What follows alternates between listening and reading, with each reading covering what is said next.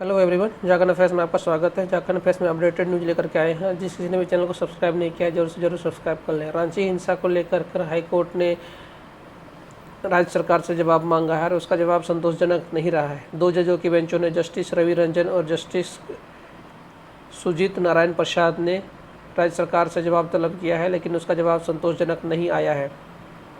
तो उसने बोला कि क्यों ना इस मामले को सीबीआई को दे दिया जाए। इसमें लगभग 31 मामले दर्ज किए गए हैं, जितने भी उस दिन हिंसा हुई थी। उसने ऐसे कहा था कि ये मामला अभी सीआईडी के पास है, लेकिन सीआईडी अच्छे से काम नहीं कर रही है, तो क्या इस मामले को सीबीआई को नहीं दे देना चाहिए अदालत।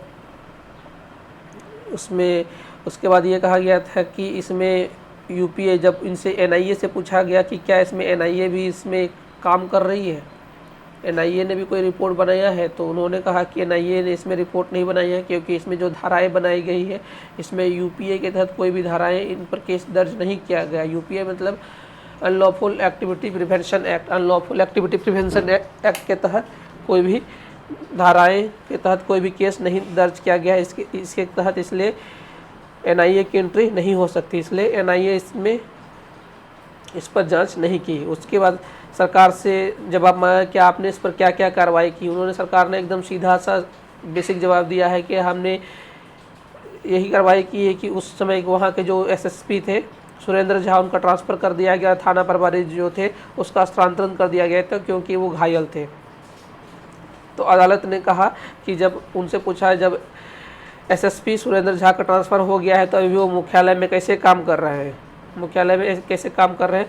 और जब वो जब थाना प्रभारी जो स्थानांतरण किए गए हैं, जो घायल थे तो उनको हटाया क्यों गया, जब वो उनको इंचार्ज में रखा भी जा सकता था। एक्चुअली थाना प्रभारी को हटा दिया गया था। एक्चुअली थाना प्रभारी जो इंचार्ज थे उनको हटा दिया गया, स्थानांतरण के बाद उनको हटा दिया गया था। एक्चुअली थाना प्रभारी ने जितने भी पोस्टर जो दंगाइयों के पोस्टर लगाए थे, कारण में भी वही हो सकता था, हटवाने का, उनको हटा दिया गया था।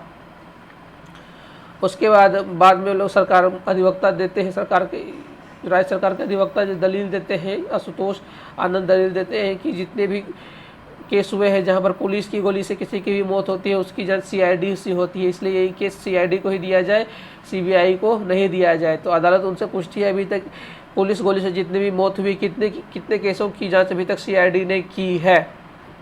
तो मतलब सरकार बचना चाह रही है, इस केस को सीबीआई को देना नहीं चाह रही है। तो मतलब इसमें बहुत कम प्रोग्रेस हुआ है, तो सरकार इससे संतोषजनक नहीं है, अदालत इससे संतोषजनक नहीं है। उसने पूछा कि अभी तक जो 31 मामले दर्ज हुए हो रांची में कहाँ से दर्ज हुए, तो उन्होंने कहा कि सिर्फ उसमें से कितने केसों पर इनको दिया गया, सीआईडी को दिया गया। उन्होंने कहा कि डेली मार्केट के सिर्फ एक केस को, 31 केस में से डेली मार्केट के सिर्फ एक ही केस को सीआईडी को दिया गया है, बाकी केस अभी पर उन पर कोई जानकारी नहीं दी गई है। 10 जून को ये जो रांची हिंसा हुई थी, 10 जून को रांची के मेन रोड में हिंसा हुई थी। लगभग 10,000 लोगों ने मेन रोड में आकर के जाम किया था और तोड़फोड़ की थी, वाहनों को लेकर के बहुत सारा हिंसा हुई थी। इसमें पुलिस के द्वारा भी कार्रवाई की थी।